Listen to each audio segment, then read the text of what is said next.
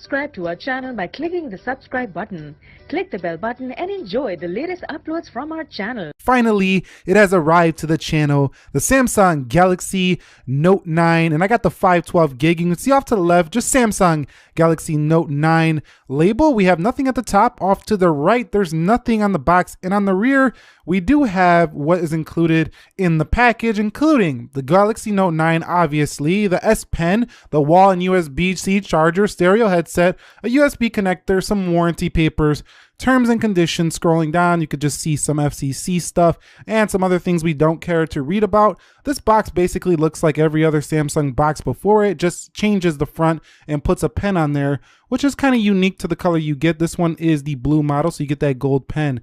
Also, if you pre-order this right now, you can get the AKG N60NC wireless headphones, which is the one I would choose if I was you, because you can go ahead and pair this with your Note 9 on your commute, whether you're on a plane, train, urban environment, and you have a pretty good noise cancellation set of headphones here. They are rated at 15 hours, which is not industry leading on these headphones, but if you want to see more about these, let me know down below. Let's get into the good stuff now. The Samsung Galaxy Note 9 Ocean Blue. Yes, I had to go with the blue one, and I thought it was going to be the same color as the Galaxy S9 Plus, but it's not. It's actually a deeper blue, as you're going to see in just a minute here. But the Galaxy Note 9, further in the box, you can see that we do have ourselves some warranty information, terms and conditions, stuff like this included right in here, which we'll definitely read later, you know when, if you've been on the channel before. Quick reference guide if you are, not knowing how to use your Samsung device. This could help you out a little bit to get started with Samsung account and stuff like that. And here's the phone. Taking that plastic off, take a look at this color. Isn't it a beauty? Definitely, if you're gonna pay $1,000 for a phone, this is how you do it. You make a shiny, beautiful object that definitely screams premium when you do look at it. So if you're not going to change the design from the Note 8, at least they definitely put a really shiny color here. You do have a fingerprint scanner below the camera with that dual variable aperture camera. We're going to see how that works out. Probably the same as the Galaxy S9 Plus. And down here, you can see that we do have ourselves that gold or yellow S Pen headphone jack, USB-C. And some people are saying that this S Pen is not great looking. I'm going to have to look at it a little bit more in detail and see how I like it in terms of the color. But people are also saying writing on the action memo, like from the lock screen, you do have, yellow text in the Samsung Notes on white screen, which you can't really read. We'll look at that a little bit further. But rest is in the box is you get a USB-C connector. You also get yourself an adaptive fast charger, which is nice to see. We also have AKG headphones. These are just headphone jack headphones. And then you have some more S Pen tips if you need to replace these included right in the box, and some extra earbuds for those headphones if your ears don't fit right out of the box, and another USB cable to go along with that adaptive fast charger. Starting it up, it's simple as ever, just like any other Samsung. We're just going to skip through the Wi-Fi really quickly, agree to the terms and conditions, and we're going to type in our name really quickly here, and then you can protect your phone in like 5 different ways. It's really up to you. Face scan, iris scan, fingerprint, whatever you want. Then Google asks you about your information. Then we have the Samsung account, and then we're going to go ahead and finish up here and get into the Samsung Galaxy Note 9 6.4-inch Super AMOLED display, the best rated smartphone display ever. This seems to always happen every time a new phone comes out. Next month, the iPhone 10 Plus will probably be the best rated smartphone display ever, as every single phone seems to bounce back and forth. Android 8.1 and Samsung 9.5 out of the gate. So no Android Pie, but I'm sure Samsung's working hard to get that software pushed to their latest device as soon as possible. And you can see, just snapping a quick photo, the software looks very similar, if not identical, to the Galaxy S9 Plus, which is not a bad thing. Hopefully they fix that sensitivity where you would accidentally slide over though.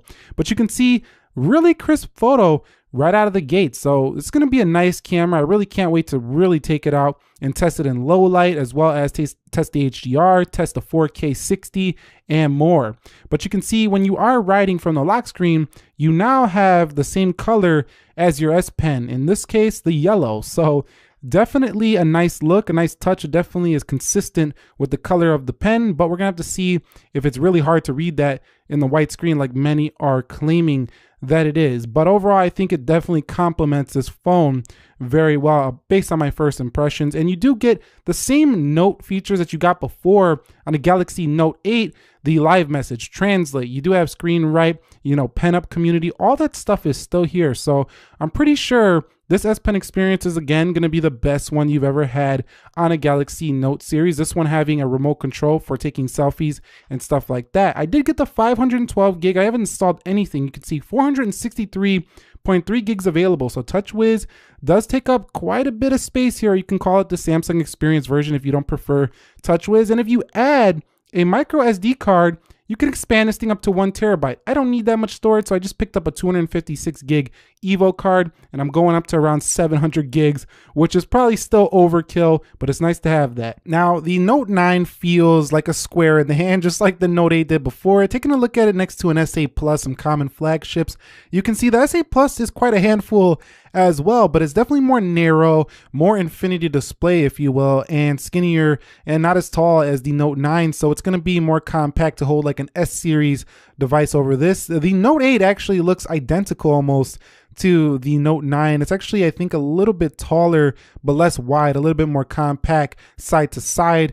But the Note 8 and the Note 9, we're going to do a full comparison and get down to the nitty gritty, down to the details. But on first impressions, the Note 9 and the Note 8 feel like the same phone, actually. The iPhone 10, though, is definitely a small boy compared to the Note 9. If you're paying $1,000, I would rather get the bigger phone. But the iPhone 10 is going to be upgraded to a 10 Plus. We all know this, bigger phone, so Samsung doesn't hold this for long, this advantage. Now, the OnePlus 6, the budget king basically of Android, is a pretty wide, but still a little more sleeker design than the Note 9, so it's going to feel more compact in the hand. The Note 9 definitely is that big smartphone and still has the edge over most of its competition in terms of being the biggest phone on the block, but it's more square, I think, for writing. So this is why you have an S Pen, and this is why I think it's more square, is so you can go ahead and get a little bit more space for writing. So overall, that's the Note 9. My unboxings and first impressions. I am already seeing